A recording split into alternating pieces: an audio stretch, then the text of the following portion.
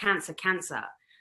But we don't realize that while we're going through this trauma, essentially when we go through any hectic trauma, inside of you, there's incredible work going on, you know, to keep you sane and to get you through it. And things are realigning and moving around and shifting, only we don't realize that because we're so distracted with cancer.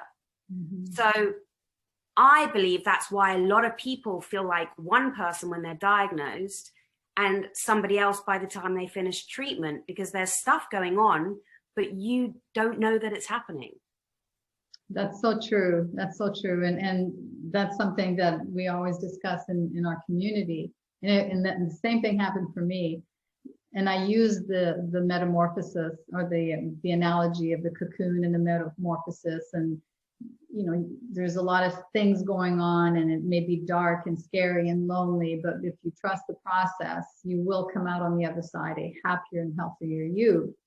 And so one of the things that you mentioned is self-love. That's one of the big ahas that you learned from your journey. And I can relate to that because in my second healing journey, I realized that it was okay to say no. It was okay to set boundaries. It was okay for me to take time for myself to nurture that little girl inside and, you know, not be nose to the grindstone all the time, helping everybody else when I needed the healing. So talk about that experience with you and self-love.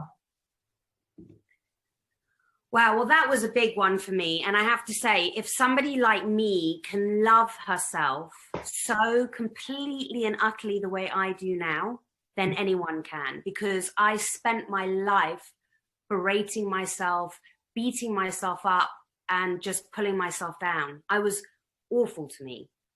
And going through the hell of cancer treatment and getting to the other side of it, you know, as much as I said it was a cancer cocoon, I didn't feel like a butterfly when I got to the other side. I thought the butterfly was me when I was diagnosed. Okay. And now I was this broken, ugly thing. Oh. And that forced me to dig deep and learn what self-love really is, because I'd always placed all my confidence and self-belief and worthiness to myself and other people on outside appearances. And it actually was a blessing that the things I loved most about myself, which was my fabulous cleavage and my hair, were stolen from me, because then it was like, oh, okay, how am I going to feel beautiful now? And I started exploring and finding these incredible tools and ways of learning to love myself. And I've never looked back. And it's literally made my life purpose now to show other women how to fall madly in love with